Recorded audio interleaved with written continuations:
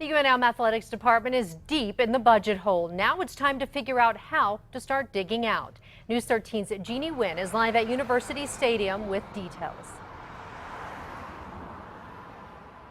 Jessica, for the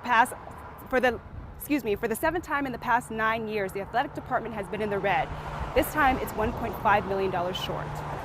Not hitting key ticket revenue projections and expenses. The vice president for UNM Athletics explained to the Board of Regents today why his department is $1.5 million in the hole. He first pointed to ticket sales, which was about $900,000 below what they had projected. Recognizing that for us to grow as a department, for us to thrive financially, we need to drive larger crowds. Krebs also pointed out his department needed to do better managing their day-to-day expenses.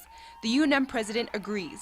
We've not managed some of our expenses within programs as tightly as we need to. But Krebs points out UNM has 22 sports programs, the most in the Mountain West Conference, and gets the least amount of help. You can see that the people we're competing against are getting much more significant help, either a combination of state and or institutional dollars, and I think we need help. We asked if UNM should look at cutting some of their programs or scholarships. Well, I think what you heard today from Regent Lee, right now there is not an appetite to eliminate sports, and I'm totally on board with that. When questioned about the coaches' high salaries, he says it's not an area to cut because UNM needs to be competitive.